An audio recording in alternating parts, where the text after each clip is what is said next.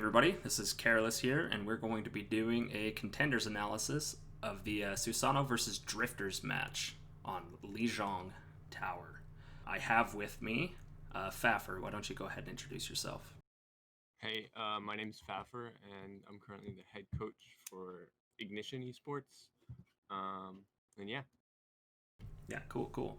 Yeah, we're just going to be doing some general analysis, looking for anything we like, don't like, things we think could be improved, or, just interesting things that we want to try to break down. Watch league talent prospects in themselves. It's going to be a really tough opponent, Susanoo, to go up against Drifters. Did you watch the game before, Careless? Yeah, Decode.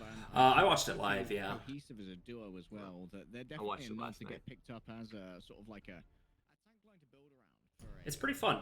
It's super fun. It was really good. You can see how much like thinking and preparation goes into like their team compositions and how for it's sure. played. Which, I mean, you bring up team comps. Let's start to look at some of the key differences, right? I mean, yeah, the symmetric rollout, that's going to happen every time.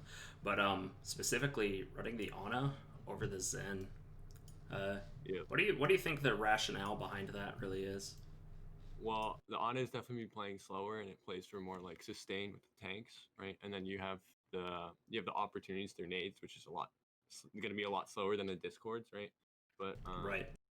I think Drift is going to be able to play a lot faster than them and be able to secure kills and set up like some sort of dives or some sort of like spam boxes that they can capitalize on. That's definitely what you expect to see, because there's going to be a lane established there. They're going to switch this over to a primary lane hero, right? And you really have to wonder which one comes out on top on paper. They take up Echo. That's a primary lane. She's got mobility, but she's a primary lane hero. Yeah.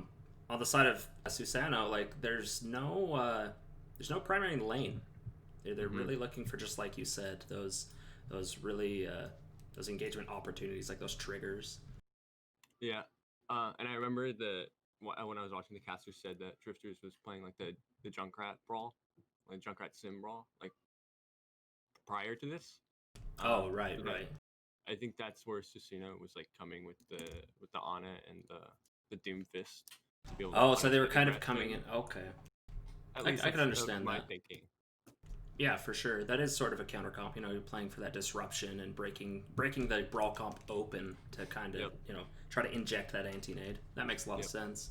Yep. Into this matchup specifically, it really does seem like Drifters, they're going to be able to establish the initial like dominant map control just by pressure that Susanoo does not have.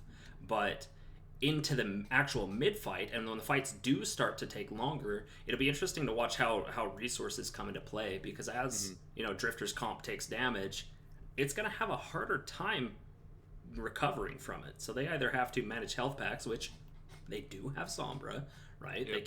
They can do that, but that's also a hacked health pack doesn't give ultimate charge, so you have this ultimate economy imbalance for the damage you take. But that recovery time really is one of the driving factors that's going to help Susanoo develop map control, is like the stabilization that Drifters has to move into. Yep. The sustain they have. Recently, we've seen it now and then, but it's been nowhere near as prevalent as something like a Symmetra or a Junkrat. So they come coast. Going to be playing a little bit more dive. Yeah, and going coast makes a lot of sense for Drifters. Like they're playing for long sight lines, right? Yep.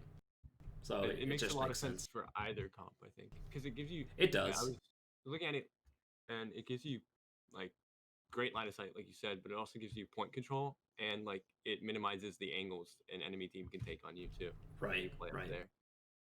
Yep, for sure. Right here, but they're going to be all about the damage because they're playing with Zenyatta. I'm also surprised Drifters didn't want to bring out the Sim Junkrat. I almost tried to predict this because that's what they ran. Now my question is, why did Susanoo not take the fight up here and try to take this this space from Drifters? They kind of just gave it over to them, which I thought was very interesting.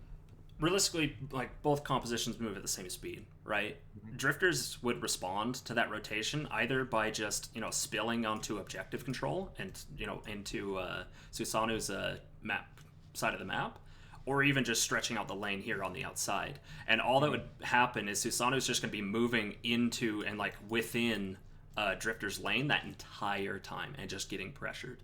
Yep. Susanoo really needs to play for the moment where point unlocks. Like, that's when their composition, the slightly more, like kill confirmation, kill box, and opportunity-based composition. Yeah, that's where they really shine, is that moment where they can be in control of where the engagement is happening. Because right now, they just have to hide.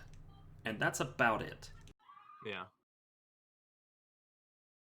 With the Echo Sombra, the utility of the Sombra setting up those... And I like this from Drifters. Like, Drifters could have just chilled, right? They could have just sat, kept Susanoo pinned, and just sat and waited for point to unlock as well. But they recognized, Susanoo's in the position they want to be in. They're comfortable. This is where they want to engage from. Let's go mess it up. Mm-hmm. Like that aggression, that proactivity. Yeah, even if Drifters if they chose to stay back, all they're giving is Susanoo time to set up something. Exactly. Like, maybe they can get their Doomfist out on coast looking for a punch from there, while the Ana sets up in a different lane looking for a nade from a different angle. Yep, 100%. So it's definitely good that Drifters is trying to keep them contained and use the spam that they have through Echo and through Zen. Something else that I'm curious. No, because these guys started moving first. I was gonna say maybe Razor kind of getting caught out and nearly killed is what drove this aggression to try and maybe create like a threat cover against Susanoo so that they could get Razor out. But it looked like the movement was starting before then. Like the Sombra coming out and the aggression on the front line was a coordinated thing. It was together, yeah. Yeah. And that's the timing of this composition. You need that good timing to make things happen. Well, especially against the higher sustain setup from Susanoo, because they can take just all that random spam that's going to be happening, right? You can't just, in a mirror like this, you could just sit there and blast at the other team when you have better positioning and just win over time because of resources. But that's not going to happen here, because with Switch on Ana, he's going to buffer all of that, and they're actually going to generate a win condition off of that. Yeah, Nano. Yeah, for sure. And Nano is, it's a damn good ultimate in the matchup, for sure.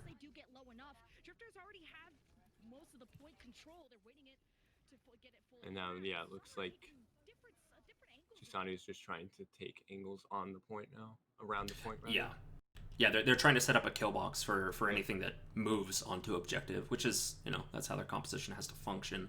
But Drifter's initial aggression at that timing where Susanoo would want to move on, Akash is going to move on to objective, Gummy's going to look to be able to support that, and his backline. Like, their initial aggression has put Susanoo into a rough resource condition where they're not able to actually move onto objective, and that's why you see Drifters actually developing capture percentage first, which, considering the matchup, you'd expect it to be the other way around. Yeah.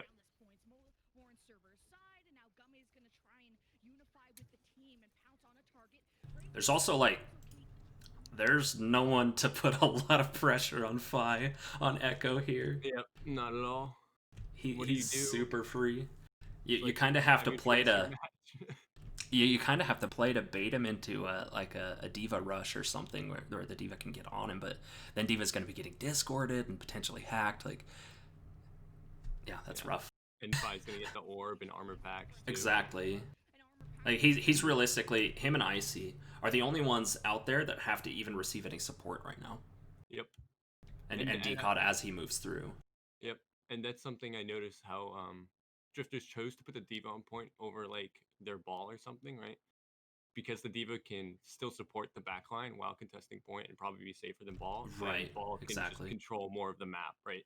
So then Drifters just has more map control, allowing them to get those openings for Razor. Yeah, if Decod's not tied up with objective presence, he's able to look for aggressive action, in the enemy's backline, or disrupting their aggressive action. For sure, that's definitely... Disrupting, looking for the aggressive plays, or just being annoying and, playing like a spam. Exactly. It's interesting to see, though, the sustain difference.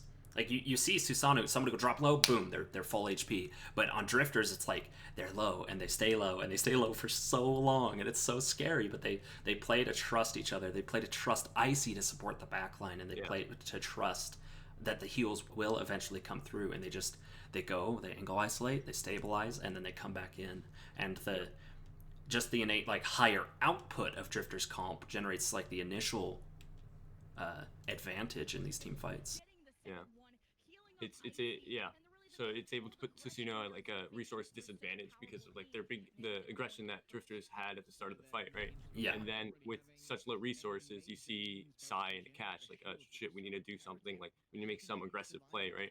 But then they just get discorded and blown up.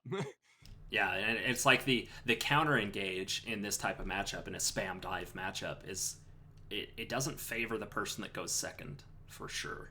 And unless there was some kind of specific bait, you know, pulling the enemy into some kind of specific ultimate, going second is really, really painful. Yep.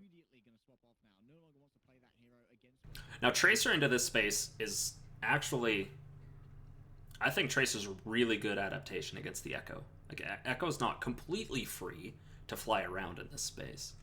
Yeah. Yeah. And then if Drifters had a Tracer, though, it would free up more space for Phi, I think, because the Tracers could mirror, or the Tracer could mirror the ball, right? So then it's just Right. have more map control. I personally like the Sombra, and this is just like personal engagement theory for me. I understand Tracer's role in this, I fully do, but I like Sombra's utility and the fact that she can, you know, she can be a frontline Soldier 76, she can be a backline harasser, she can move and be, you know, peel hacking the enemy diva or ball. Like she's got more versatility. Tracer might be able to outpace just like pure damage numbers and might have better kill confirmation in a lot of scenarios, but Sombra's utility is crazy. She's so flexible, and that's the thing about every hero in Drifter's comp. They're so flexible. Like you can play that comp, like you can play it like as a spam, you can play it as a dive, and you can play it as a brawl. Like, yep, for sure. Especially when that rally comes up. Yep. Or the trance too. Yeah, and the trance.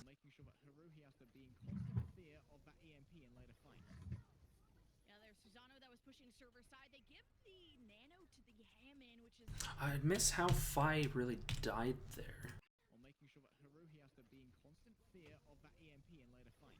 Where is he? I don't know. Oh, he was back here, I think. Yeah, they were looking for some kind of diver pressure. Yeah, with rotation.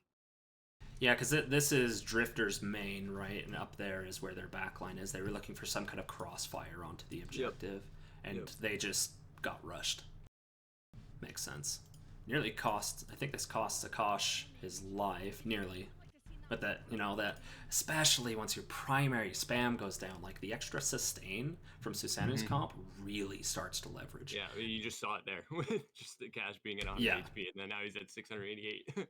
The underlying thing with this is, look at this investment to accomplish that versus what Drifters had to invest.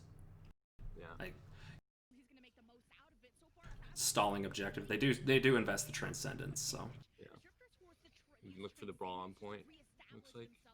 And then back up and once again take angles.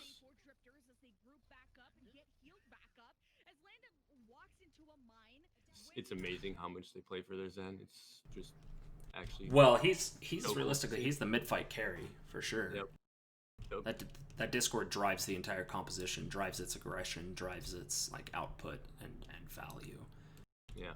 And on top of the fact that he is an individual lane, right? And Phi is the other lane. Like Haruhi is one of the primary damage dealers for this composition.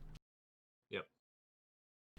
Something I wanted to really emphasize is how these tank ultimates were used from the side of Drifters. Kind of like tank ultimates generally manipulate how a team's space is being utilized. Aside from, you know, Flux and Graviton, not necessarily. Like, yeah, they have an effect on space because they get the enemy dead, but, you know, they don't have like this immediate impact on space. But the mines initially, it's going to cut off this avenue of approach that that Susanoo was trying to move through to engage on Drifter's backline. Because Drifter's backline moved this way once the fight that killed Phi happened over here. So their path to engage on the backline is, you know, directly or moving on the outside. So this space is what needed to be controlled, and Decod had a really good sense of, oh hey, they're going to have to move through this space to get to our backline. I need to control this space. He He's actively mined in this area to cut this off. And that gives enough time where not only is there rallying Brigida, the driving force behind this, really it's like a rush dive at this point, that's going to give them the momentum to move on to Drifter's backline is cut off. Yeah, they're cut off. And that gives time for Drifters to rotate and generate another long angle. And that's also what buys time for Fi to come back. Yep. And it buys time for them just to get the damage in, Exactly. They're laying damage down. They're waiting out rally. They're able to focus people to get cut off. Like right now, Akash is over there getting either hacked and focused. All right, he's gonna get hurt. Yeah, he's caught out. And Bomb did the exact same thing. It's like they doubled up. They used both these ultimates to guarantee that time and that space that the enemy wanted and denied it to them. Yep. And when I was watching this the first time, I noticed that it's, obviously Icy, Zolik, and Haruhi, right? That's how it's pronounced? Haruhi, yeah. Yeah. They will play together, right? And from my understanding and what I've noticed, it's like they care for each other, and like if one of them goes down, then all three of them are going to go down. So like as long as those three people are alive, like you can still win the fight, Yeah, it's for like, sure. It's like when you look at the double bubble, like who's the mid-fight carry? The Zarya. So like, you always wanted to kill that Zarya first. And in this situation, like you said earlier, it's a Zen, right? Yeah, for sure. He really is the center of their composition. And with Susanoo's comp, it's like there's no specific, this is the driving character, right? Yeah. And there's engagement opportunities generated from hacks. There's kill confirmation from the Tracer on opportunities. There's engaging like initiation from the ball. There's some peel capability and some space control from D.Va. Ana has another engagement opportunity, but their composition really has to move with like positional cohesion. They need to be together, and that kind of plays into Drifter's comp's conditions. Yeah, it's like if you really break it down to what it is, it's like it looks like it's a spam versus brawl. Like it looks like like you said, is playing like that rush dive that they're trying to get on top, force that brawl, like use their sustain that they have through the Ana, right? And Drifters is just keeping their distance and spamming the brawl out during their rotations and during their times of vulnerability. Right, and because Susanoo doesn't have a Lucio, like if Drifters is properly responding like they did just now with these space control ultimates to how Susanoo wants to move through the map space, they're always going to have distance on them, and they're always going to be able to spam them out. And by the time that Susanoo probably is most of the time eventually going to close distance, right, and make some kind of engagement happen. But by then, their resources are going to be so low, and Drifters is going to have some kind of ultimate to answer. Yeah. Because they bought so much time and space. Exactly. To do that. And another thing you'll notice about Drifters is they never really go into enclosed space or take engages where Haru can't support that engage. Exactly. Like they've got a good sense of where their comp has to operate on the map. Yep. And that's like, it's the open space, it's the long sight lines. They understand that. Yep. Which is paramount when you play a competition like this. I would have. You understand? Yeah, for sure. I would have really liked to have seen, a copy in this comp. Like copy, obviously, you can become any hero in the game, right? What does your team need at that moment? I think it was Rally in this moment rather than a Tracer. I think they needed a Brigida. I'm gonna ask you, why do you think that? I agree, but I want to hear your thinking. Because Susanoo started to actually successfully close distance, and the brawl had basically started. Yep. I totally agree. Yeah. And right they about got now. High ground, right? Like, if effectively, Drifters are routed right now, right? They're split into groups. Haruhi isn't stacked with his Brigida. There's engagement happening on him. There's kill confirmation potential. Like, sustain is the name of the game at this point. Oh yeah, and then the Brig just offers that sustain, like through brawl. Yeah, and like her own personal survivability as well. Mm-hmm. Like, not only is she gonna be, she packs 3 people and hits an Inspire, she gets the rally, but she's got a shield. She's got CC, 2 CCs, and both of them that are really strong against what they're running. And whip shot to increase distance. Yeah, exactly. And it just plays to, at which is a testament to why Brigida functions so well in this comp. But it's a testament to like it'd be again just like a deeper understanding of what their composition actually needs. I get wanting to pull Tracer and throw out 3 pulse bombs, right? the PogChamp play that gets you the play the game at the end and highlight it, and you get pulled in for the interview and stuff like that. But this fight definitely needed the sustain, and that sustain would also drive something really important right now. As objective presence, which they do not have right now, and they're going to have to drive, into a man disadvantage fight and resource disadvantage to retake that, because and this fight's Susanoo's going going to on flip for a while now too. Yeah, for quite a long time. I also think about the high ground, like in the backup point, is super important because it is high ground, and the fact that Susanoo really can't engage on them. Right? But when they lose that high ground, it's going to be a lot easier for Susanoo to on top of Drifters. But yeah, for sure. And yeah, losing, like, kudos to Susanoo for taking the engagement in the space they did that threatened this high ground control, so that Drifters had to move away. Yeah. Gave them an engagement opportunity in the first place. EMPing into a rally that's active when you don't already have a little bit of control over the mid fight, I don't agree with this. Neither do I. It's like, unless you already have that that impact happening, like on the Zenyatta as the EMP is hitting, exactly. The rally's going to keep everyone up. I think one of the biggest problems a lot of Sombras have in any level of play I've seen is they don't use it properly. It's not an enabler. It's just not timed properly. Yeah, it's not an enabler. It's a finisher. You EMP to win the fight, right? That means you have to be on top of the team targeting someone, and then you EMP, right? It's similar to how like beat works. You go in, you go exactly, in hard, right? exactly, and you keep going, right?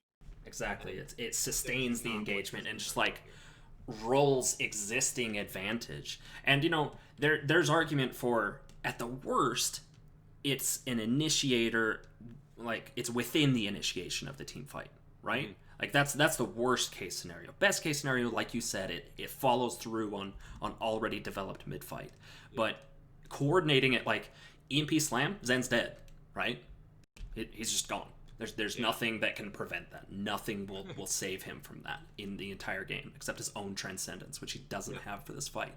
But by going in alone, like, yeah, they're going to buy some time for some stabilization, and they're going to develop some capture percentage and stuff like that. But the long-term effect of this, they're going to come out with a rally.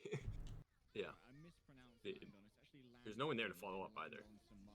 Yeah, it's like, I'm not sure. Let's see, what actually zoned them out aside from, like, man disadvantage and suffering a pick?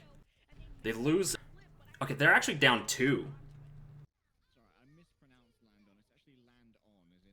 Yeah, they're down 1, right? Because they did take out Phi, but they still, they just don't have the capacity even to generate point control to stall.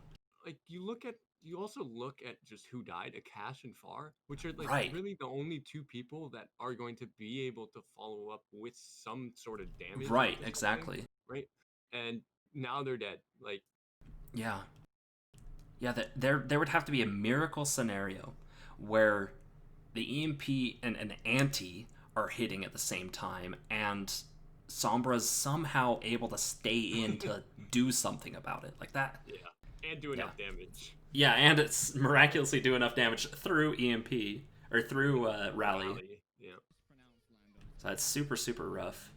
Something else, like, now that I'm noticing, like, Akash's mines are not really where Drifters are trying to operate. Oh, it's where they were. Okay, it was like a kill attempt. Okay. Yeah. So, realistically, this is kind of a misunderstanding of what the tank ultimate is supposed to be used for in this. And this I type see it of all comp. the time too. Yeah, it's like, I'm gonna slam mines them. It's like, well, maybe if they got pulled or grabbed or something, fine. But most of the time, you're trying to cut off lanes. You're trying to cut off specific approaches and things like that. And this just doesn't do that. Yeah. He mines like open space where Drifters isn't trying to play, but what they're trying to capitalize on, right? So. Right. The idea would have actually been to, like, restrict them to that space, Yep. rather than knocking them out of that space. Because, you know, they don't really care if they have to move here or they have to move there, right? They're still in open space. But if you restrict their movement, that's what can really generate like engagement opportunity. Because then you know they cannot leave that position. Yeah, they're stuck there. Coming through though from Sai. Hits 4, but is there any method by which this can be followed up? And yeah, this like off of the back of the, you know, the defunct EMP, this fight's kind of just carried through on, yeah, it pulled bomb as well. Rally was being used to try and retake anyway before the EMP even hit. Ultimate Economy is really, really looking to be in Drifter's favor because this EMP, no matter what Susanoo is bringing into next fight, this EMP is gonna hurt. How Drifters use their ults compared to Susanoo, they just got so much more value out of like every single ult they used. Except Exactly. Maybe the copy, because the copy was just shut down. Right, yeah, the copy was just blown up because it was like a very difficult to sustain hero. Mm-hmm. Yeah, especially when hectic mid-fight like that was. Yeah. And that's like, the crazy thing about Drifters comp is like, you know, the brawl is always going to be looking for that mid-fight, and Drifters has that brawl in the mid-fight, you know? Like, when they have their ultimates online, they can brawl. Like, it's not something you can scoff at, even if you're going like a full brawl comp, right? Yeah, for sure. And that's what's so cool about this meta right now. It's just like the flexibility of it and how playstyles need to change based on the situation. Here we see Nano though. Like, Nano is just so good. It is. And here's, like, there we saw, like, that's what had to happen for their composition to be able to kill Phi. Like, D.Va had to have the freedom to go and rush him down. And, you know, given Echo's hitbox, obviously, he's going to die if the D.Va gets the freedom to do that. And the EMP, it looked like it was used, they looked like they tried to use it. Like, yeah, this view isn't super great. They looked like they tried to use it before the Nano hit to try and just blow up Winston the moment he was, like, in LOS. But then the Nano hits. Yeah. Oh yeah, for sure. Like, I think that was the right call. Imagine if he would have gotten switched in that EMP. Like, Winston is just dead. Just gets annihilated. Yeah, but yeah. They would need to set up for like a dive there. Right? Some sort of dive engage. Right. Nakash like nearly dies. Why did they switch Monkey here? Why do you think they switched Monkey? I think that the space control's a little bit better with Monkey against Drifter's comp. Like, you know, Ball tries to roll the back line, he gets shield bash discorded, 5-orbed, and just gets annihilated, right? And Phi's gonna sticky him and beam him. He's just gonna get so little value. Monkey can sit in angle isolation, can jump on the dime, and then drop bubble for a little bit more staying power when they are looking for some specific engagement. And also, it could have been a switch just because they had Nano. Like, while I think Monkey is just better in this matchup objectively, also having Nano, like Nano Monkey, is also great. Yeah. Especially against Brig Zen, because that low sustain, it is so hard to survive a Nano Monkey. Yeah, I totally agree with that. And like, you look at the difference between Ball and Winston. Like, Ball plays for map control while Winston's playing for space control, right? And like you said, the bubble and the staying power of the Winston allows for the Susanoo to have more sustain, right? During those fights, during those mid fights that's like happening right now. Right. And it plays more into the Ana where they can sustain longer through the spam of Drifters. Yeah, for sure.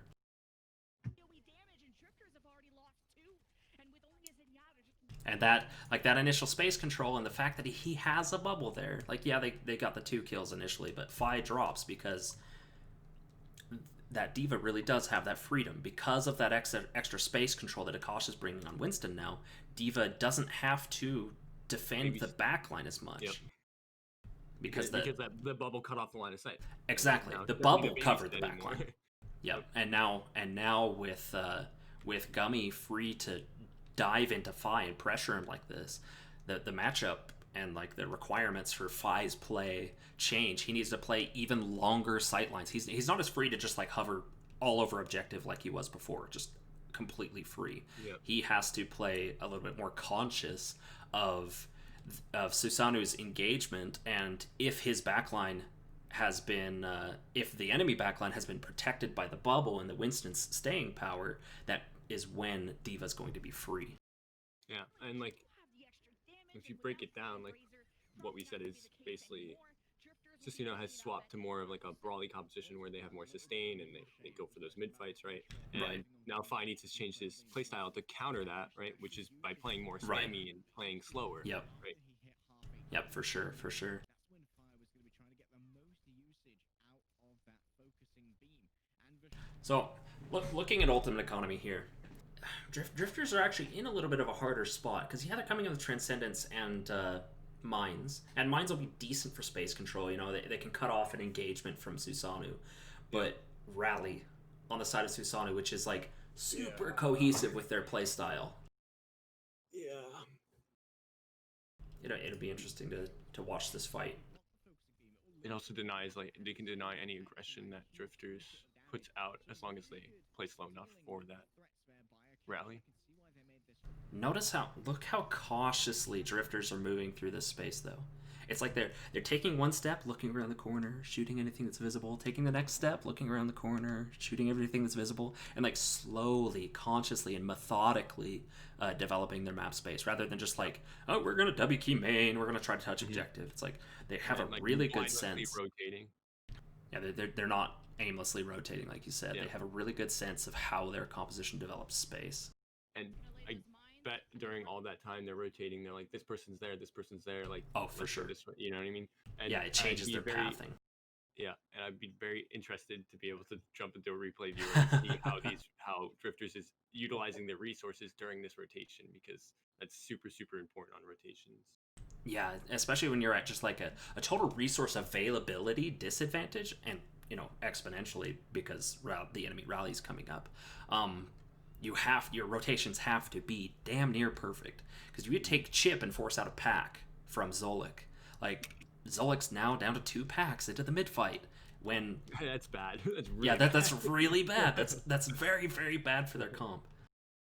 I think Decod's out of tempo with the team. I think he's too far. Yeah, it's mine specifically. Go ahead. I'm curious on how so Fi, Razor, and Decod are enabling this rotation to happen from the rest of Drifter's team. Right. And we can't really see that in this, but I'd also be very interested to see how they do that by like controlling lanes or disrupting the back line of Susanoo. It'd be hard to not lose Decod here, right? He's hacked in lane with the enemy team, antied, like that's and line of sight. Yeah, and in line of and yeah, he line of sighted his back line. Like I think he was just like 2 seconds early. I think just 2 seconds early, because if Fi, Razor, and Haruhi had been in lane, or like Razor on their back line at the moment of that like initiation from Decod, there would have been enough impact to find a lot more value on Susanoo. And the rollout from Decod is Haruhi's really popping off. Yeah. He's just popping. That's the power of Zen. The power of Zen that has a Brigida shielding for him. Yep. You see the tanks. If you get the tanks out of the composition of Susanoo, they can no longer control any space. Right, exactly. And like, Wild Ball, Winston is very cyclic, right? He's in, then he's out and stabilizing. He's in, and he's out and stabilizing. Ball is a higher tempo for that. While his like ability to have, like we talked about, that staying power against Drifter's comp is better, that downtime where Akash is out and stabilizing is a lot of freedom for Drifters to move. Yeah, and take map control, which is what for sure. Yeah, and you see Akash coming back in with like half HP or less. This is a feels bad, man. that was the 99 stall for Susanoo. That 1%, man. That's wild. That's absolutely wild. And you think about what leads up to that 1%. It's like, if he had been another foot deeper in his angle isolation, or if he had engaged just like a half second better in tempo with his team or something like that.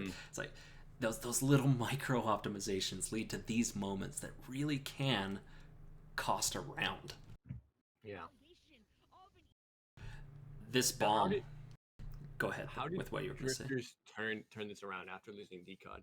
Uh, We saw Haru pop, but what enabled Right. him to pop off? Right. Well, I think it was initially that downtime of Akash having to go and stabilize, where he had his initial contest for their point of entry, Yeah. right? Yep. And that's what Winston does. He contests the point of entry, breaks away, contests their movement. Like, that's how Winston functions. I think in that window, that's when Haruhi was able to move, and he got LOS on Akash, right? And able to force their main tank even deeper into isolation. And then they broke the mech because their space control was bad, and Drifters started to develop angles.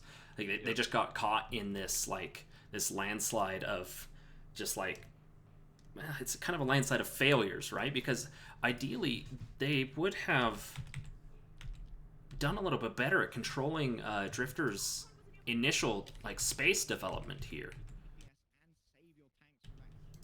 Like, obviously, they're not going to go hold the choke, right? Maybe they could with Rally if it was already active. They could go hold very, very aggressive map control. But realistically, Drifters is under zero pressure until they're already postured to lane over the objective control. Yeah. And that doesn't mean that there has to be a big 6-man dive, but there needs to be some kind of pressure into Drifters' rotation to buy some time. Which actually, they have the tools to do that too, between exactly Sombra and Tracer, just to put that a little pressure onto them. Exactly. They force some resources, so they go into this rotation. Now they have less, right? And exactly. Maybe Susanoo can make something out of that. And, looking at Drifter's comp, you could go for Bubble into Psy hacking somebody. That gives Winston some tase and some pressure on this rotation, which is going to force resources out of them, really slow them down. They have a crossfire here into this space. This is actually a really good space for Susanoo to put some pressure on the rotation, but they're just not there to do it, or they decide not to. Yeah. And this is 5-man cleave right here. The only person away. Enclosed space that they want exactly. to be using. Exactly. The only person not in there is Phi, who's looking for that wide flank and angle. And even if Phi takes this wide flank or wide angle, moving into this space for Susanoo is isolation from that, right? If Phi is out over objective or over the coast on the mega, he doesn't have LOS into this space, and they can isolate from that. Yeah, they just push. Yeah, if Susanoo just pushes their angles hard into that enclosed space, then Phi can't do anything. And with that cleave, Drifters can't walk into that cleave. They really can't, unless they know they're going to use Transcendence for it. But that's super rough. Yeah. So really good dealing with the threats there by Akash, and I can see why they made this swap to Winston. It's a really early bubble from Akash too. He bubbled at full HP. That was really bizarre. Right. Well, I don't know, because bubbling against the Brigida and Discord, you can prevent Discord from getting applied. That's true. And you don't want to get stunned while being discorded. So his, while Winston's staying power is better than Ball, it's still not a lot. It's that bubble and maybe his armor health if he's being ballsy. Otherwise, he needs to be out before the bubble's broken. And that's why it's so important to be more forward and within aggressive map control before that happens, so that you have that pressure earlier and you have that cooldown back to do it again. Yeah, no, I totally agree with that. Actually, I think the bubble is actually probably better to use before taking any damage, because you can see now that his bubble's gone probably, and now the mid fight's happening. He lost his armor, so he's gonna be forced out here in any second. And I think that lack of soft contest, and this pick happens on Decod because he's out of tempo with the team, but that lack of earlier soft contest on Drifter's rotation is really the root of what destabilizes this team fight.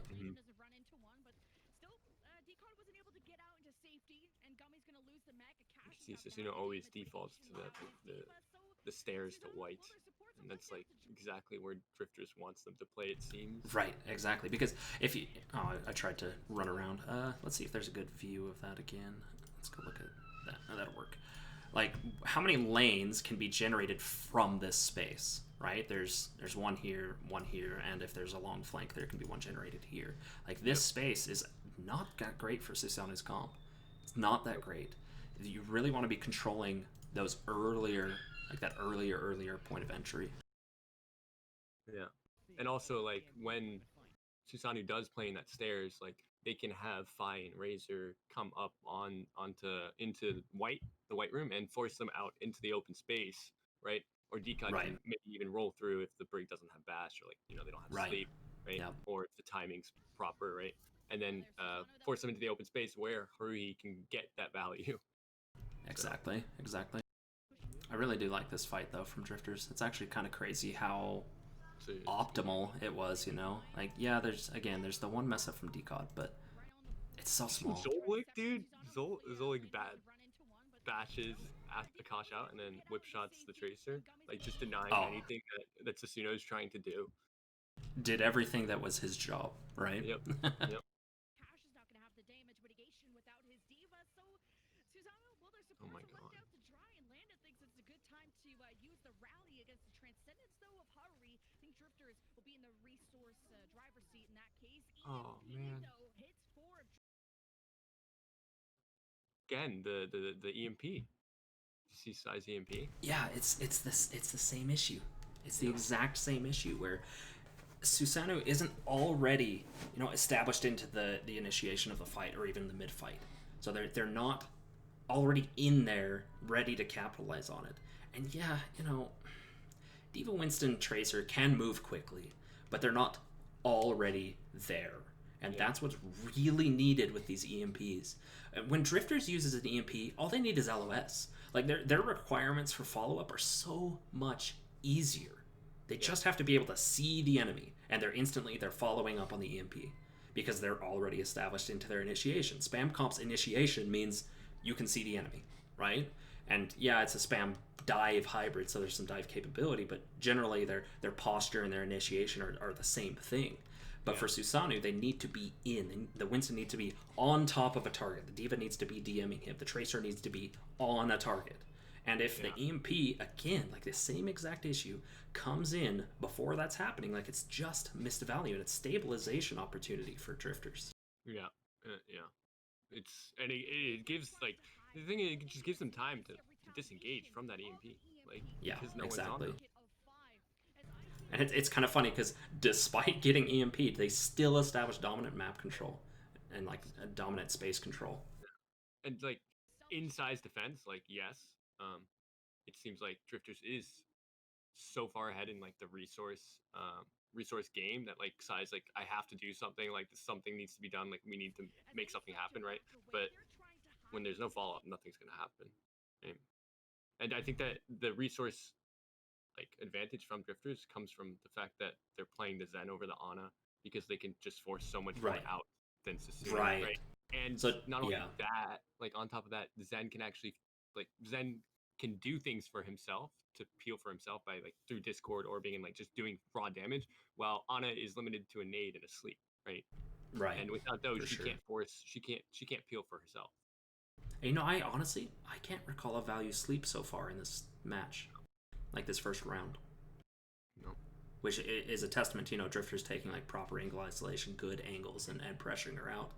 Yeah. And the timing from Decod probably too, because he's probably the big target for being slept. For sure. And, you know, he does fall occasionally, but it's like he gets his big value in first. Mm-hmm. The other thing I want to look at in this team fight is, again, this use of the space control ultimate, like the bomb from Drifters. Like, they just got EMP'd. Susanoo just nanoed. Like, they want to go in, but this bomb just says, nah. Nope. No engagement for you. Too bad. Yeah, and then by the time that bomb's over, they're probably gonna have Brigalt online in the next couple seconds. Or at least, at the very least, you know, they top off people's HP and they take angles. Like, at least their neutral conditions are good. And then, like you said, like, there could be having, you know, an ultimate plan coming online.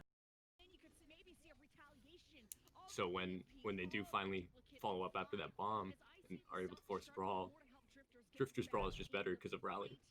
Yep, because they have the Rally active. Yeah. It's so well played. Yeah, it honestly very, very well played.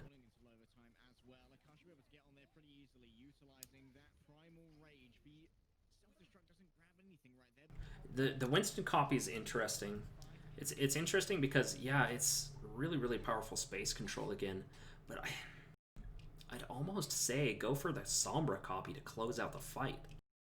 Yeah, with the EMP, the winning ult.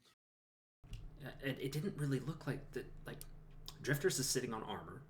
They're sitting on a massive positional advantage. They already have their angles developed. They hit an EMP here.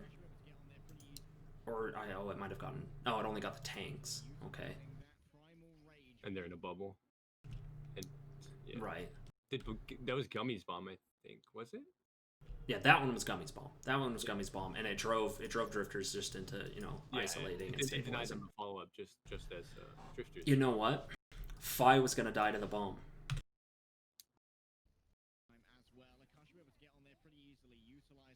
He had to. He didn't have a choice. Oh, okay.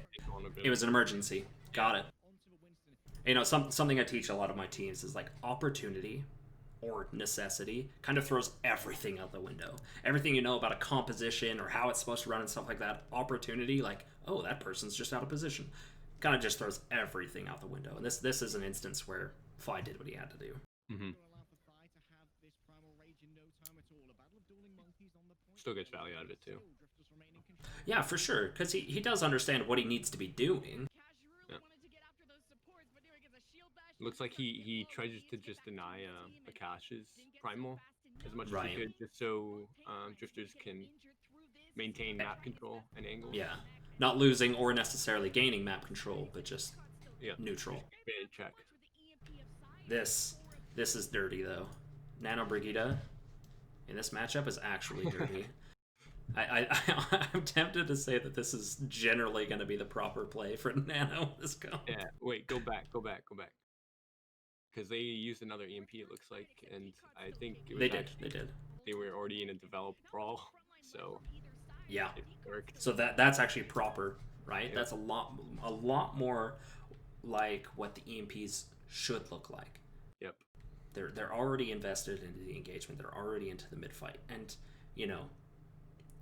I don't want to take credit away from Psy for a good EMP, but this is kind of like, oh, this fight, we're in the fight. I charge the EMP, boom, I'm hitting it, right? Yeah. But it's still a good EMP for that reason. Like his previous two, they just did not find value because the initiation just wasn't there. Yeah. And if you ever play Sombra, like that's the most important thing to know. Like just your EMP isn't an engagement tool. Yeah, it can be, but. It can be if it's comboed with something like EMP Shatter, obviously, in that kind of matchup, or EMP Bomb if the enemy doesn't have good positioning and they're really wide in open space. Yeah, that can accomplish a decent amount of value, but that's those are set plays, whereas this is very much a different like engagement type for these comps. It's very neutral fight dependent. A lot of the neutral conditions, the geometry and the lanes and everything like that are a lot more important. Haru got greedy there and didn't peek without like IC DMing, or Zolik shielded him and they were able to force trans. Exactly. Looks like he just got a little antsy.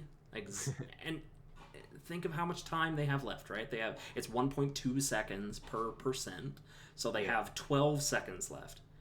This Diva and his Brigida, like IC and Zolik, can very much be stacked with him in time. It's okay. He could take the time to move forward properly. But it looks like they just get a little, we're going to lose the point, right? And sacrifices that proper play in that sense of urgency. And going into this fight, looking at like ultimates, like Drifters needs like a little bit of time, and Susanoo needs a lot of time. Exactly, they need just a little bit.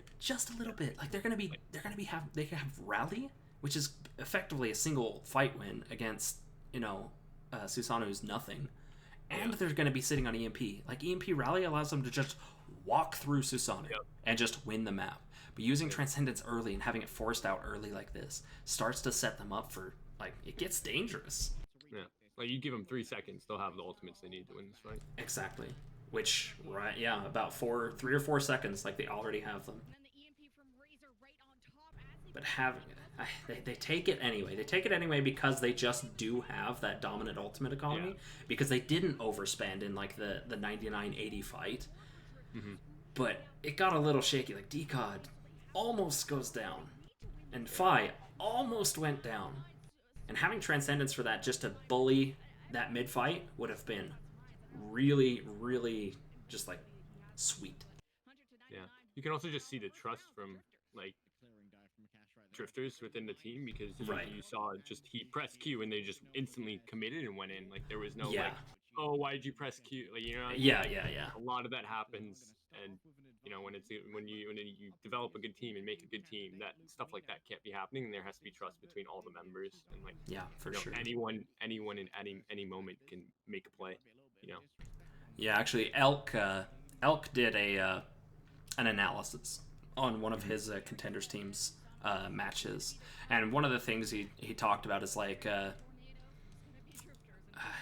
he talked about like Chensik and Bernard making some mistakes, and I forget who was playing Farah, but they literally accidentally killed themselves with Barrage on a street sign in the middle of a match, and like the fight was technically going perfectly, just absolutely perfectly, and then he kills himself, and he's like, this really sucks, but it's really important that nobody says anything about this or like gets at. Oh, it was Niced on Farah.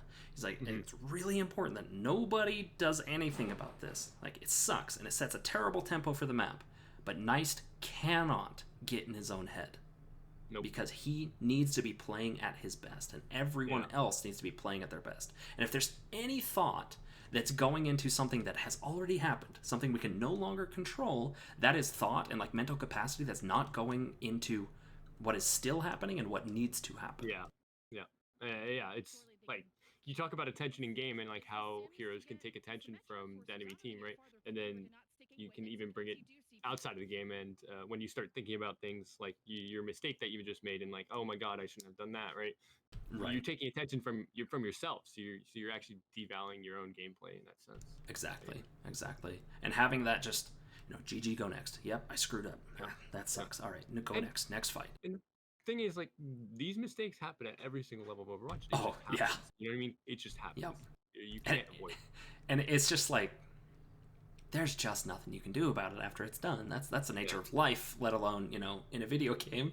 There's nobody in the game aside from Tracer that can rewind a mistake. So composition, like matchup, has changed to nearly a mirror. And again, I fundamentally like the Sombra over the Tracer in the matchup, even the mirror. Because bringing that utility and that deeper versatility is just so strong. I agree. Yeah. Hack is just so strong. You can just capitalize on it so well too. Hack, a longer drop-off range, able to be a lane, hacking packs to solidify like map and space control. EMP is just objectively a better ultimate than Pulse Bomb, obviously, but I think she's just a deeper hero, and like drifters recognize that. Yeah, and I was talking to one of my players about this, how like Sombra, like the thing about Sombra is like you rarely ever get a negative trait, right? Right. Like you can you're always going into like you're gonna spam for EMP and you just get out, right? The only time you're going in and you get a negative trade is like you either die or your translocator is too far and the fight happens, right? And that's when Sombra's not getting value. But that's very rare, and if you're good at Sombra, then that shouldn't happen like ever. Notice who they're supporting right now too. Like drifters know Razor is looking for like aggressive angles and stuff. He's being actively supported. Like I'm curious kind of what led up to Akash and Far getting on him like this. He appears to be isolated, but he's actually in like a fully supported angle right now. He's fully supported by his team. Yep. And it's you get the pack there too. Yeah, and he's got the hacked pack. Like, he has a lot of staying power, and his translocator is somewhere else anyway. Yeah. So they just enable him to get that ultimate charge too through that support, right? And through that commit from Akash and Far, like they just used so many resources and wasted so much time to get to that Sombra, right? And now he's gone. Like that's what I'm like Yeah, getting at with he's the just positive gone. trades. You know, the Yeah. positive trades. Like the value of Sombra is just you get so And much value from it. thinking about what Far and Akash could have been doing during this time, there could have been pressure into Drifter's rotation. There could have been denying a specific angle, or going and seeking out Decod and pressuring him so that Drifter's space control is affected. And like by going on this Sombra, they just aren't doing that, and Drifters is advancing space. They're still on him too. Like, Yeah, they are. Yeah, they're still on him. oh my god. And you could just see like how much map control they lost because of it too. Yeah, and the initial point presence as well. Yeah. And Echo chasing ball here is not the right call. Nope. Even if Drifters capture objective because ball's sitting still here, like this pressure and this spam not burning Drifters' resources in their main group is a mistake. Yeah. He needs to be there pressuring them right now. Yeah. Especially like even if he was just matching Fi right now, Fi just got discorded. Like that's an elimination potential. That's kill confirmation right there. But they have 3 people chasing ball around, and their mid fight is just gonna fall apart because of it. Yeah. Wait, can we go back a little bit? Fi actually does something really cool here that I noticed. Back. You'll see what angle he comes from when they're diving onto this high ground on the left of Sai's point of view right now. You see he just came up from above from a different angle, right. which is really like just how Drifters is playing for angles, and how their comp has to play for different angles of engagement is super, super important when you're playing a comp like this. Yeah, and with Sai being in that, utilizing her vertical potential, she's actually denying more access than if he was on like an even playing field. Yeah. There is a reason Kenobi took the high ground. Yes, there is. Decod's totally. I think like Decod's totally fine with dying here because of how much like, attention he just took away from the fight that was happening, and the fight that actually really matters. Yeah, look what just happened here. Yep. Like Decod is totally fine drawing 3 players' attention out of the actual mid fight. Like Akash Gummy Switch is dead. Yeah. Brigitte is not like peelable anymore. He's going to get focused down. Sai is going to start taking damage that's going to, as packs start to become skimpy, he's going to start to not be able to engage. Far's going to have to look for health packs. Like the overall tempo of Susanoo is going to fall apart because of committing way too much pressure to the objective bait. Yeah. And this is something I see a lot in coaching all the way up to even into Contenders, is like the objective matters when it matters, but not before it does. And that sounds kind of forehead. It really sounds stupid, but it's the truth, because if you sacrifice mid-fight conditions, mid-fight capability for objective presence before touching objective serves your mid-fight, it's a mistake. Yeah. I tell that to my players all the time. Like, I'll tell them, like, I don't care about objective. Like, don't worry about the objective. We'll get it. Like, we'll get it in the end. Right? Yeah, we'll flip the point when the enemy's dead. We'll move the payload when the enemy's dead. Yeah, exactly. Or like, in a brawl matchup, right? Say the enemy's holding the high ground over King's Row. You can force the objective to draw the enemy into your engagement, like into the conditions you want to meet.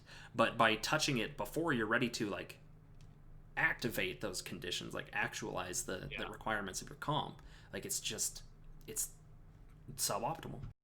Yeah. And on top of like everything you said about how Decod's getting value about taking attention away and like giving them the mid fight potential, right? He also on this map you just have the insane rollout. Like Decod's going to be back here like 2 seconds after he spawns. Like yeah, for sure. Yeah, the downtime is negligible. Yeah. And like they're going to get some ultimate charge on him that isn't getting healed, so there's a little bit of an ultimate economy imbalance, but the entirety of Susanoo dying because of that, the ultimate charge is kind of going to equal out. Yeah. Question. Go ahead. I this is just like conversation, like looking at like fundamentals, like looking from Drifters having the Sombra versus Susanoo playing the Tracer, how does that make it different? I guess like who's playing who's playing Brawl and who's playing that? Like what is each team playing? If you like really break it down to like its simplest form, right? I think as far as like what composition types they're running, it's pretty much the same. Yeah. The only difference is the tempo and like the specific space requirements and stuff like that. Like Sombra, she and Tracer, they're both pretty free to go to whatever space they want. They both have the mobility or the concealment to make that happen. And the resources to get out. Yeah, and the resources to do it. Yeah. And they also have, escape. So, and, we'll focus on those two because those are the differences in the comp. Like, what else is different about them? Well, Razor can establish a lane and spam a lane. Far, not so much. Not so much. So he can contest lanes indirectly. Exactly. Yeah, he can go and indirectly contest a lane, like you said, but he can't establish his own. So already, Drifters into open spaces is going to be at a little bit of an advantage, just like from a math standpoint, right? They're going to be throwing more math at Susanoo. But Far, if you think about into the mid fight, not considering hack yet, into the mid fight, Far can actually apply more value once Susanoo has closed distance, and he has potential, like more potential to do follow up on specific opportunities where Razor, he doesn't have that extreme mobility to be able to go do that. So there's this little bit of a snappier engagement capability from Susanoo, where Drifters has to be a little bit more methodical about like space and setting up the team fight. Susanoo can play just a little bit higher tempo and just like get things moving. Yeah, I agree with that. And from like the sound of it, like Razor holding lane and having that map control, like direct map control, is like more playing for a spam, right?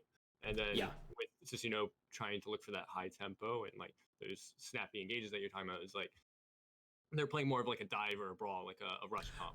Right. Yeah, that's fair. It's shifted just a little bit. A little bit, like 1/6. Yeah, no, it's just that minute difference. Yeah, it's very, very small. Yeah, very, very. But I think Drifters is playing to their conditions better than Susanoo is here.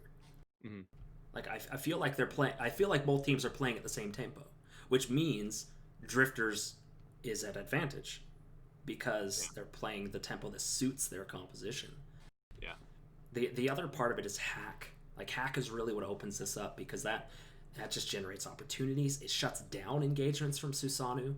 And, we've said it a couple of times, just a deep hero where Tracer is much more linear. Yeah. Hack also just allows them to set tempo. If they get a successful hack. Yeah.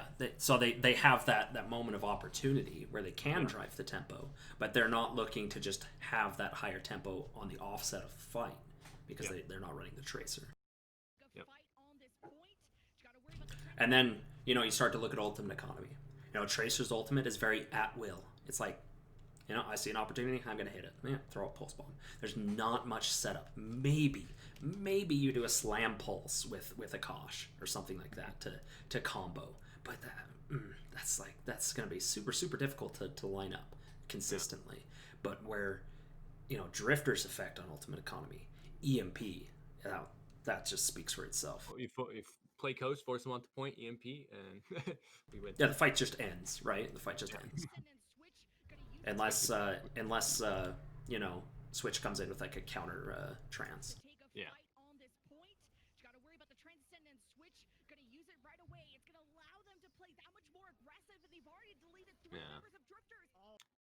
Ooh.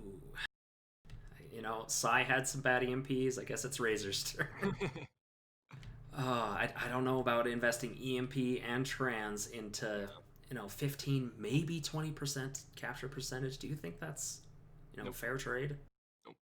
I think it looked from my perspective on this fight, it just looked like Drifters wasn't on the same page about things, and like Susanoo just set the tempo by pressing Q first, and they were able to sustain and just push into Drifters, and then Haru and Razor were like, oh crap, and then they pressed Q, and by that time it was too late. And it's kind of crazy because, you know, it's like 5 seconds between those 3 kills, which, you know, down 3 in a fight, short of a 99% fight, you really don't invest into that, right? Like Especially death, after losing D.Va death, too. death. Like, Transcendence came to attempt to save Decod and Icy. I can understand that. I'd let Haruhi go with this because maybe he saves them. But this EMP, you know, 1, 2, that's like 5 seconds after those 3 deaths. That is a long time. Yep. 3 members of Drifters. Oh no. This is not it. 3 versus It's unfortunate. 6 It happens though. Yeah. Like Yeah, you said, it does. It always happens. For the price of 1, and they're pushed off the point. Oh, you're exactly right, Lemon. The Chief was on the line instantly. This isn't it. The 6-man And not have ultimate economy and not having really anything to come back with aside from, you know, you can copy, rally, and, you know, control a little bit of space with mines, but they're facing the same thing on the enemy team and more. Yeah. Coming back into a fight with like substantial economy disadvantage again.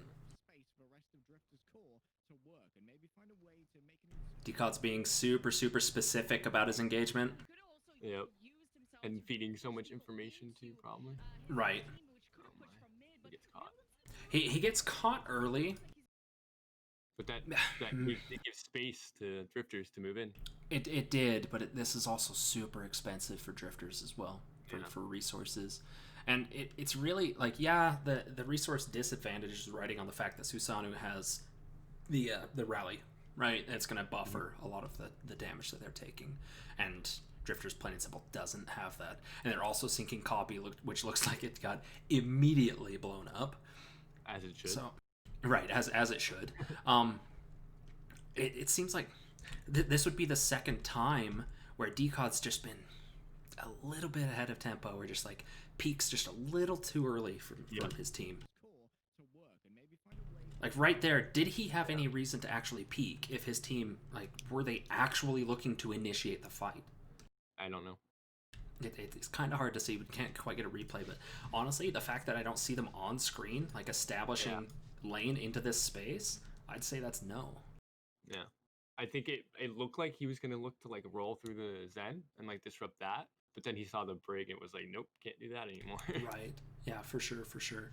So maybe it was just like incomplete scouting from him for his own personal like survivability and value. Yeah.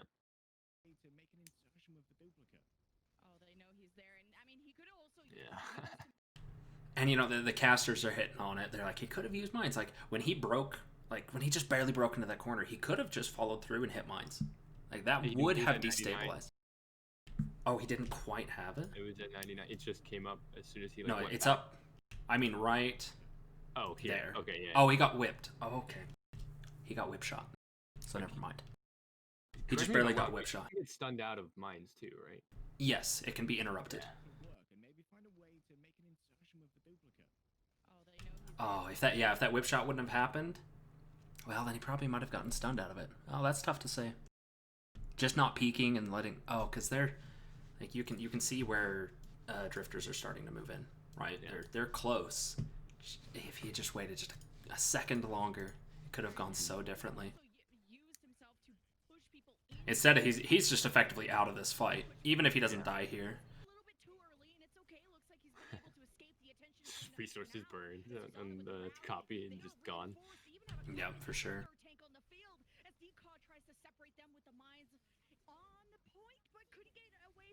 Susanoo's just able to leverage like economy advantage. Yeah, and one of the big effects of like properly managing economy is even when you do have to invest, like you still maintain dominant ultimate economy. Like they're now sitting on, you know, trans and bomb or trans and mines, right? And that's against Drifters nothing. Yeah. So despite investing 3 ultimates into this, they're still going to be sitting on a dominant ultimate economy. I don't really count Tracer's ultimate into the economy though. Drifters also put in 3, so. Right. Yeah. D.Va Bomb. Copy, oh yeah, you're right. Mines. And rally. They used 4. Oh, so 4 used 4. So the initial the initial dominant ultimate economy allowed them to it even allowed them to take like a positive trade Yeah. and still come out on the other end with positive ultimate economy. That's pretty wild. I wonder how much of that is rooted in DCOD getting found out like that. Both for Transcendence and for EMP for the next fight, Lemon. It is imperative that this Transcendence hit Switch. Switch has for I need to see the fight again. so maybe you can Yeah, Figure I that want to one out. see. Unfortunately, the view isn't great Yeah, for you it. just can't see it. Used himself That's why we need replay viewer.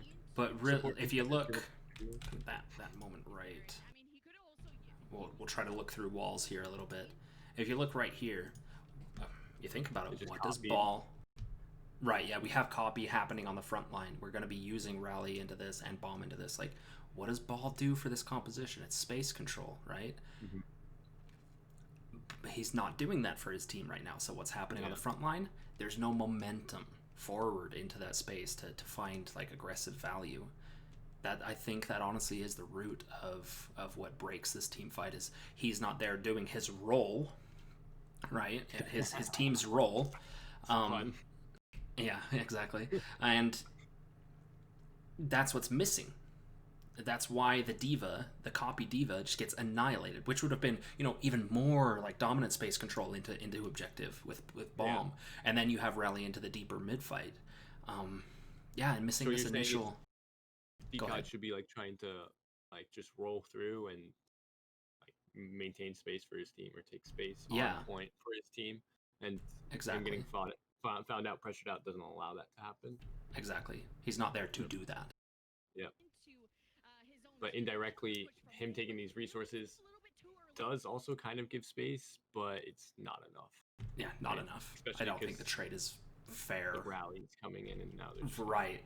And that's where that dominant ultimate economy came into play. Like Susanoo had economy to compensate for those resources that they were dumping into DCOD on the side.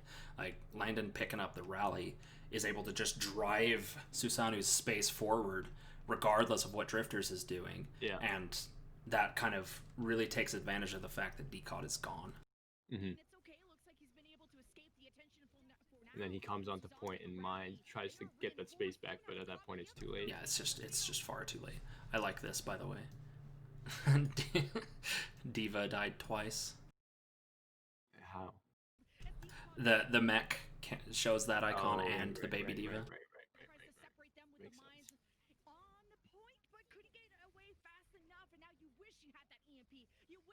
Makes sense.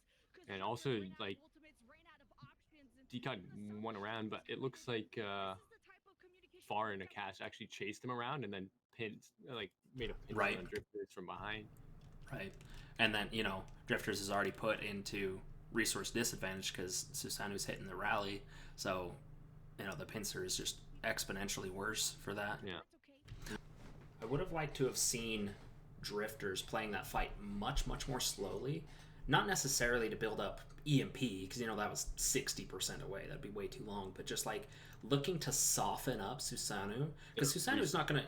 Yeah, their resources. Susanoo's not going to reach out from objective once Drifters holds this outer courtyard. Right? They can have them pinned, and they can develop that space slowly and consciously, like they did on Control Center. Yeah. Instead of just trying to walk in, right? Right. Especially them taking it slow would also, like you said, soften up like the resources, but also like give them time to build alts and like Exactly. soften up the resource advantage, or not the ultimate advantage. Sorry, not resource. Yeah. The ultimate advantage that Susanoo has.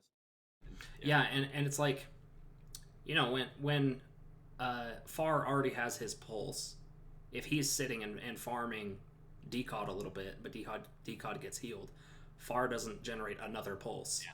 Right? He's sitting there laying down damage that isn't generating ultimate economy for his team. And that's why it's like even more important at ultimate economy disadvantage to take the fight slow, because you have that freedom to take a little bit of damage and it not matter as much. Yeah. Yeah. And to get less value from that damage than you are, so Right, why not take exactly. Razor gets found out, so I imagine Drifters should be disengaging here. And they are. Yeah, definitely. But Now that's interesting though. Akash is. Wait. I think I understand what Akash was trying to do. I think I understand what he was trying to do. He was trying to cut off the retreat. Because at this capture percentage, if they get a clean team wipe, Drifters is stuck in a really crappy position to try and move in and recontest this. But he... Playing the touching game after that. Exactly. So right here, like when Phi goes down, that's when Drifters is like, all right, we need to stabilize. You know, we get at least a soft reset before we have to look for touching. Let's go group up. That's when Akash is looking to drive that tempo to just shut them out, which is actually a good play. I wonder if he gets bashed. No, he just poorly places the mines. Like plain and simple. He's not only poorly placing the mines, but on top of that, he's engaging on the enemy team where his team cannot support or help him in any single way. So yeah, essentially he's the ideal. Yeah, he is kind of feeding.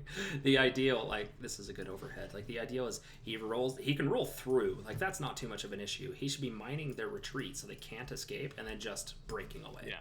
Right, and letting his team move into the space that he just created and contained and controlled to find value on them. Yep. And, you know, that entire time, yeah, the three here that are trying to disengage, or the four here that are trying to disengage are going to be breaking mines, but that's a lot of time. And Sai's already here in the sky. He's already going to be putting pressure on them. And Akash can come back and re-engage into that when his team is there to support it. Yep. But he places these rather than cutting off. It's like he wanted to prevent them from walking forward rather than preventing them from walking backwards. Yeah. And preventing them from walking backwards and finalizing these eliminations on these three people that are stabilizing would be much, much more effective. Mm-hmm. I agree. Yeah. Now he's forced to use the transcendence in 4 versus 6. You need a miracle if you're Drifters. You need Razor. This EMP has to be huge. Switch just use transcendence so Razor can get a free one. And they're just facing like massive, you know, manpower disadvantage at this point. Even and the EMP, like you can't expect that against, you know, a fresh team and trickling to contest to find value. And I think if we were looking at the fight when Decal was at the back line, if Drifters had played that fight slower, maybe they would be able to make something out of it. Right. They would have at least been able to, you know, equalize ultimate economy, even if they didn't win that fight, and come back for a retake with a fight that at least neutral ultimate economy, if not advantage with EMP. Mm-hmm. And really that all goes back to that fight where Haruhi and Razor were press Q too late. Right. Exactly. Just got a little scared, right? Just. It's a really good match so far, though. Yeah, I liked this. I liked this one a lot. I also like the mirror play. Yeah. Looking at mirrors as opposed to looking at like different comps. They have they Lucio boosted into.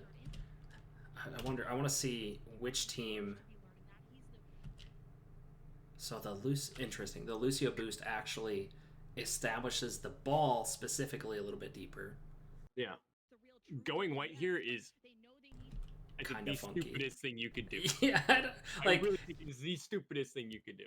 And you watch how Susanoo plays their play, like where their core is, the Diva, Brig, Zen. They look for value on this very, very, very, very small angle that really like is just not that much. And then Drifters just has all the open space, so they're gonna get all the value, and they have lane control and map control, and it's just like, why would you ever go white? Because now you're just forcing yourself into a choke that you're just gonna get spammed out of and just die. Yep, 100%. It's a bad decision. It was a bad decision, and like you talk about that lane control, like fundamental requirement for this composition with Zen and Echo, and you know whether it's Soldier, Ashe, like Torb, whatever range DPS it is, they're establishing a lane. It's always going to be that in this comp. Drifters has open, like you said, open space to develop any lane they damn well please here. And Susanoo, like, yeah, they may be able to bully objective presence a little bit earlier, but playing into all of those lanes is super, super risky. Yeah. And you'll, like, Drifters just stuff them into that choke, and they can't do anything. Yeah, they stuff him into the choke without even having to be like tight on the choke like a brawl comp would. Yep. They just stuff that choke with lane control, Yep. and then Susanoo just like it makes it really difficult to close distance, even if you technically have stronger access to the objective. Yeah. You see, look, pause here. Do you see where the D.Va, the Brig, and the Zen are out far back over there for Susanoo? They're trying to get some, like, they're on the high ground over there, and they're trying to get some value through, like, that one angle on the far left side of the point. Right. with they're trying to maintain a supportive angle with Far, and they really can't maintain any kind of supportive angle with Akash here. Meanwhile, this is all fully supported and stable, and has objective pressure, and lanes over everything that Susanoo's trying to do. And you go back to Control Center, they did the same exact thing. They had point control, they had control, exactly. They had map control, and they had great line of sight.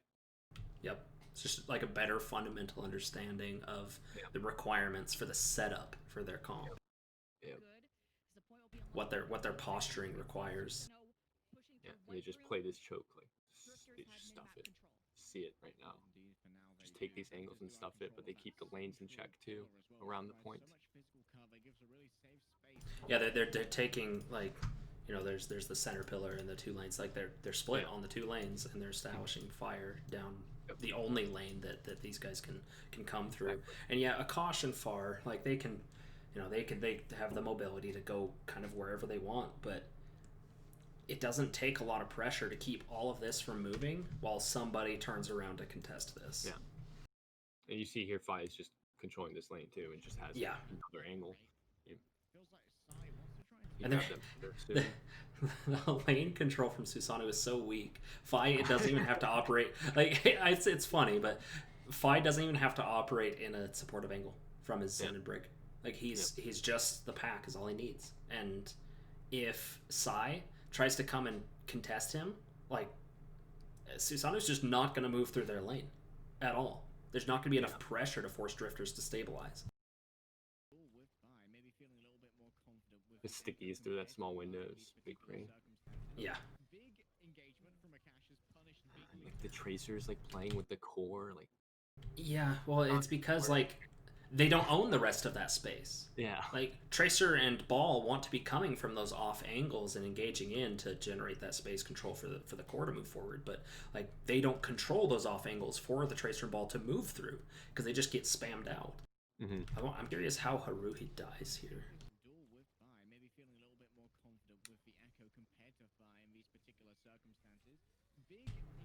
I think he gets a little bit caught out by the. He got slammed, which put him into I need to pack, I need to go stop peeking, I need to get back. But he was back in that open space. Not like if he had been tight on a pillar, right? One, he would have been able to avoid the slam by just jiggling around the pillar, and then two, his breakaway from peeking would have been shorter. And this is something I really stress with, especially hit scan players, but everybody in Overwatch is angle isolation. And you have you have a corner that you're fighting on. It's like, don't fight from here, fight from here, because there's no extra value by being out here. Generally, most of the time. Now, if your target, like say your target's hiding here and you have to step here to find your value, that's fine. Like totally get it. But if your target is here, the difference between these is insane. Like cover half of your hitbox. Be safer. Be in angle isolation because you can. I say the same exact thing. I'm like, play environment. Like literally every single, like doesn't matter what role you are, you need to be playing environment because the second you step out and you get body shot by that Hanzo or whatever, like now the Hanzo has another time to like draw back his bow and take another body shot. And now you're dead. Exactly. Right? If you're just playing the corner, you literally you press D for 0.0001 seconds and you're right behind the corner. You're covered. Yeah. Or at least your head. You don't even use any resources or take any resources from our team. Yep, 100%. And that's kind of what punished Haruhi here. He was playing wider into that open space where his lane could be established from that pillar or from that cover and angle isolation and be just less susceptible. Now, when I was watching this the first time, Haruhi, I brought up the same question. I thought to myself, why is he playing so close there? And if you pause, like he's playing like he steps out too far, I think. But besides that, he's playing that really, really close angle. And I'm almost tempted to be like, let's play further back, right? So then we have a greater field of view, and they can't just abuse that left lane that's on the other side of this wall next to Far. I could understand. So but then you don't the enable primary Zolik on the brig, which is right there. Yeah, there's some of that, but there's also their like mobility components. yeah.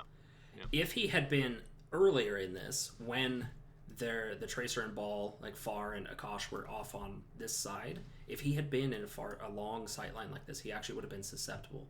Yeah. He would have been at risk. But Yeah. into the mid fight, once you know where the Tracer and Ball is, yeah, you could be stretching a long sight line.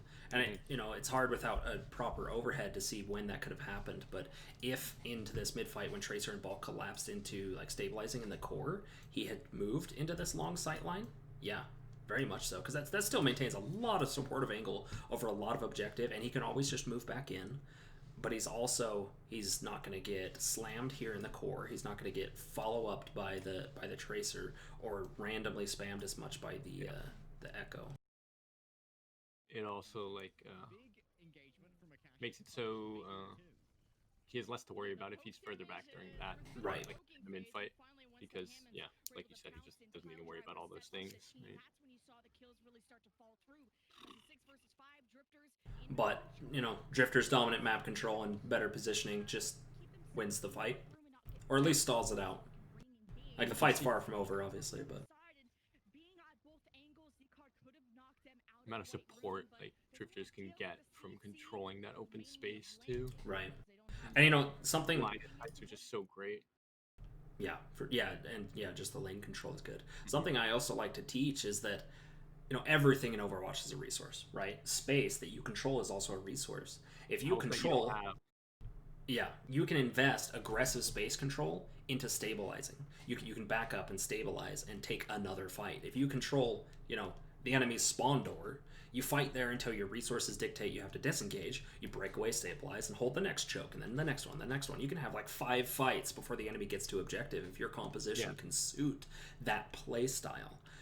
And Drifters are kind of leveraging that right now. Like, despite, they're losing people, but by having that better positioning that they're able to leverage as a resource to break away and stabilize and then come back after that stabilization, as Susanoo does eventually move forward into the space that they give up, they're able to maintain this and keep developing that capture percentage. Yeah. Because they can support each other well. Exactly. They can't.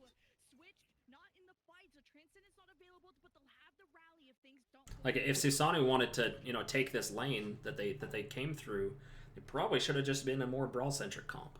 Yeah. Like take the Moira. Yeah, just take the rush dive, and just bully this space rather than being under such incredible pressure the entire time you're moving through this space. Yeah. But then Drifters just, they're just going to increase the distance they're playing, and they're going to be stuffed in choke still as the rush comp. Right? They may be able for sure. put some points presence, but in the end, I don't think they'll be able to punish anyone, just because you're looking at Drifters comp. The only person that you really can get on is like Zolik and Haruhi, but they're going to be playing so far back that you're just not going to be able to. And by the time you do, you're going to be low on resources, which is the last thing a brawler rush comp wants. Yep, exactly. It's like Moira heals a lot, but not that much. Yeah.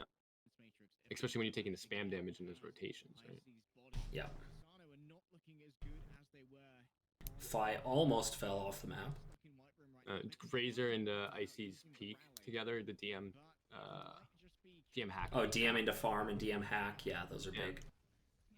It's just the coordination's crazy, and the understanding of the individual synergies within the comp is so cool to see. Yeah, I see Decod a little bit out of his tempo with his team again. If you look at the lanes that Drifters is trying to control, they've just backed up off of objective. They could just let the point flip and then come back to re-engage with the EMP after Raleigh's gone. Kind of looks like that's what they're doing. But you see Decod, as Drifters are breaking away and being a little bit softer on their lanes, he goes for contest on the rotation alone. Yeah, out of line of sight, so his team can't support, right? And they're rallying, right? And they're rallying because they know during this rotation, they're trying to pass to the show. They know this is a really, really good time for Drifters to look for those engages with EMP or Decod doing his thing right now. But the rally, what's the word I'm looking for? Makes it so they don't want to do it. Invalidates? Or I'm really blanking on the word. Removes that opportunity, like yeah, however you want to say that. I would have Dissuade. actually liked to have seen, because and this kind of gets a little probably hindsight 2020, but I would have liked to have seen Decal just swing through rather than trying to slam. Yeah. I think you, as a ball in this competition, you cannot slam that back line unless you have a diva for like the DM to support that, or like you've already baited out the bash, right? Yeah, for sure. Or you Oh, it actually looks like. Wait, did he get stuffed when he did try to roll through? I might have misinterpreted that. I think his slam looks like it ended up. Oh, he got heard. Gummy heard him there. He got bashed. Oh, okay, and then the slam is because he got whipped off and tried to get back on map. Okay.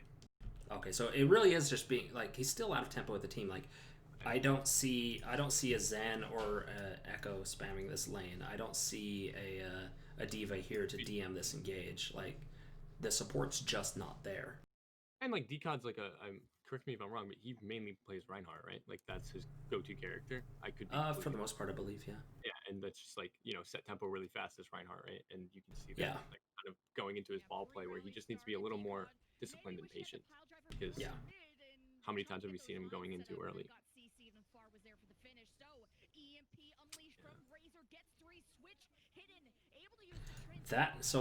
That trans was kind of emergency sustained, but this hack into this copy, like this effect on the space control for drifters, is actually pretty wild. Yeah, they hacked Gummy, right? And they're able to hack Gummy because he got greedy on that kill to 5. Right. Unfortunately, missing the ball spinning around objective right now is kind of hurting drifters, though. Wait, like as much of a meme as ball spinning around objective is, against Brig Zen, that's actually a ton of pressure because every single bump is a pack, and that's a lot of space control. And where drifters are trying to stall the 99, like at the very least they're trying to stall the 99.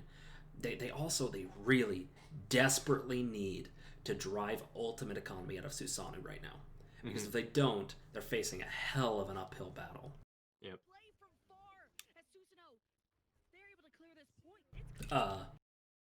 That's weird. That trance is weird. He's the copy. Oh, he's the copy. Okay. Yeah. Okay. It's okay then. I was confused for a second, but I understand. 2 Discord orbs. Oh my god. Oh yeah, two discorded targets, and also like people sleep on support copies in general, like Rally and Beat, like especially in a brawl matchup for this comp against a Lucio, a tempo Beat is insane. It's absolutely insane. The speed boost too. And speed boost, and like you get a support ultimate so fast because guarantee somebody's taking damage and you can heal them. Yeah. But yeah, speed for Lucio, that's huge. Yeah. You could have a double duration speed boost if you're also a brawl, just like speed for 14 seconds or whatever it is. And that would really help. Like if Susanoo did opt to go for that rush comp, that would really help them too. Just like being able to get onto that backline. His Widow swap. Now drifters, like, they're facing ultimate economy disadvantage right now, but it was a 99-0 fight effectively. Yeah. Now they're looking to just ult stack and build like this perfect fight. They've dropped Echo for Widow, which makes me think. Oh, he does swap back. Yeah, you're right. He's going for the pick onto Sai. I actually wouldn't have minded keeping the Widow. Like, having that different, like, throwing that wrench in the neutral fight right now would actually be a really interesting strategy, because you start to stretch out like that long sightline from Widowmaker as your team's pushing in to take that space, which you've got the 2 space generating ultimates right now. You could drive them into Widow's sightline, and they're going to have to send somebody away from that fight to go contest a Widowmaker. Yeah. But they bring it back to back to Echo, I mean. I think Widow's pressured out too easily. You think so? Yeah, especially on this map where the line of sights are like strong. Fi would need to cross the bridge, and like that's true. Like line of sights for him. You just like have Tracer, like he's gonna get poked out by Zen. Like you can send Tracer after him, and ball goes on him, he's gonna die. but self-destructs back and forth. You can see that Cash wants to lay the mines and reestablish So much ult charge from a Cash. Yeah, and that's like EMP is not a hard ultimate to get in this matchup. It really isn't. Unless their ball just doesn't participate, you're going to get value, and especially if you get a hack on him. Like what was that? That was from 66 to 90. That's a lot. Like that's a lot. Yeah. And now, like, those packs are getting dumped into Akash, or he has to leave the fight for a health pack. Harmony's on him, which means it's not on Gummy. Like, all of these things get focused in. Yeah, that's what I tell my team. Like, you can't do this because now we have to put resources into you that Exactly. you can't have into the person that we're trying to enable, Zen, right? You know, so you have that trade-off, and you just like, Yep. That's when you start losing the resource gain. Like, as soon as you have moments like that, like where Akash does that, or like Decod did what we saw prior, where he got bashed on the roll, right? And now we have to put resources into that. I mean, in Decod's case, he just died and no resources were spent on him, which is probably better than. It's better than getting the resources dumped into him, because then they've maintained those resources to be able to stall objective. Yeah. Look at the ultimate economy again. Like, Drifters just does such a damn good job of moving into this fight. Like, they're facing equal in tank ults, but then they're facing Pulse, 40 on Rally, and Razor goes from effectively no charge to an EMP by the time the initiation even happens. Mm-hmm. And part of it is like this initial use of the space control. No. You know, it's the same thing that happened on Control Center. Susanoo didn't contest Drifters in their movement and their rotation and their point of entry. Mm-hmm. Like, they've just gave space with no value being generated from that space. Yeah. It's the exact same problem. And like, imagine if instead of Decod getting to mine on the front of objective and install his team on objective to be able to start developing space, Akash had instead been mining on the bridge so that they couldn't even cross to control objective. Then, you know, Susanoo gets to lane onto bridge like Drifters did. Help them in there. That's unfortunate. Proactivity too. Exactly. Just that proactivity. Yeah. And we see him go white, right? But it looks like they clearly have a plan of how they're going to be going about this fight. And like Fi, I think he's out on the left. I think this specifically is what allows it. These two, because these are space control, right? Yep. They can bully that space. They can just force that space with ultimate investment. Whereas first fight, coming through that space in neutral conditions, like you saw what that did. Yeah. You saw what that set up. It set up a 99-0, right? Where now ultimates become involved. That's kind of like where I said, you know, opportunity throws things out the window.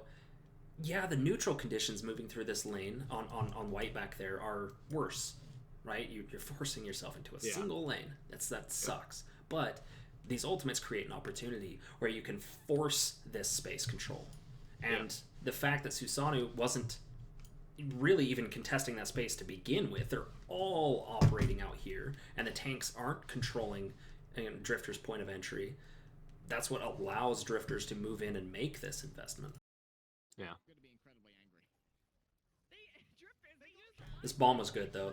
The bomb was good, like a good attempt at like counter investment, like counter space control. And then this whip shot kills Psy. That was a pretty badass whip shot, I'm not gonna lie. I didn't see it. Right here, if you watch Psy, like there's Zolik right there. Oh yeah. Whip shot out into the bomb. Zolik knew, oh hey, he's hiding for a bomb. Smack. Alright, you're dead. And now they're equal, right? Yeah, both. When they play. Gummy's bomb was also just like a little too far to the right. I think if it's secured the choke. Yeah, exactly. Like there's the choke. The bomb landed here and like cut across the choke, so that space specifically was affected. But if it had been, you know, into the open space, it would have cut into the space that not only the enemy team actively controlled, but the space they were trying to move into. It would have controlled more space, just accomplished more. Which would force like resources, either the mobility abilities, or, exactly, or finds eliminations, like more elimination.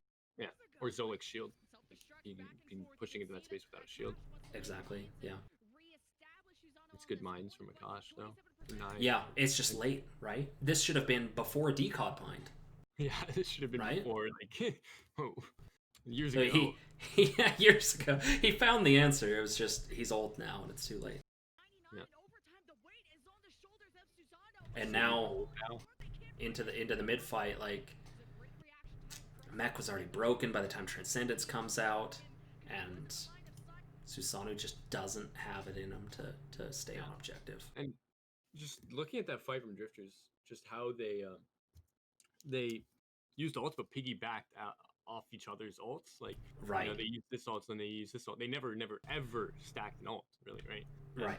It's something really important that Drifters has down. Like, yeah, it's good ultimate layering. Like they have this layered action, like this cyclic action to their play, which is really really good.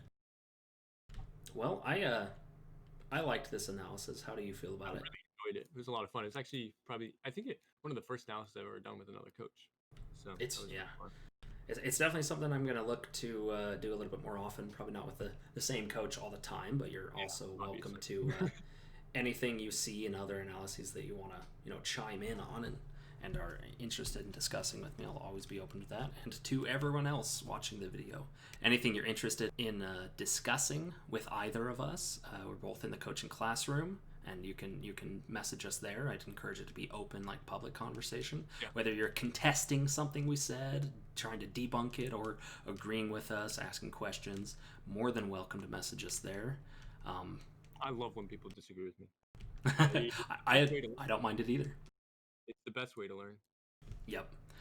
I'm a firm believer, like there's fundamental differences between like the different regions and how they coach and how they play, right? And I'm a believer that eventually there's going to be this melting pot of everything coming together, everyone's points of view and engagement theory and everything like coming together to create this perfect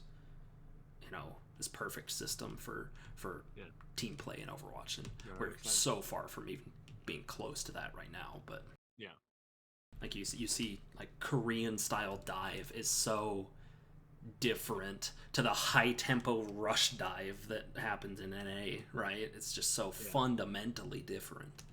Yeah, it's crazy because Korean main tank players, they play Winston, right? They learn Winston, right? And then in NA you see like a lot of Reinhardts. They learn Reinhardt, and it's just two very very very different styles of main tank, and it shows. And like in Korea, like how like a lot of teams play to go second, right? And then in NA it's like go first, right? Which also kind of goes back to like the style of main tank they're playing, right?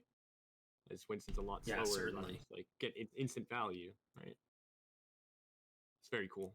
I'm very excited to see how Overwatch grows, because it's already grown so much, and it's just so cool to see. And as the game progresses, it's and as we get some high caliber people taking a look at it and everything.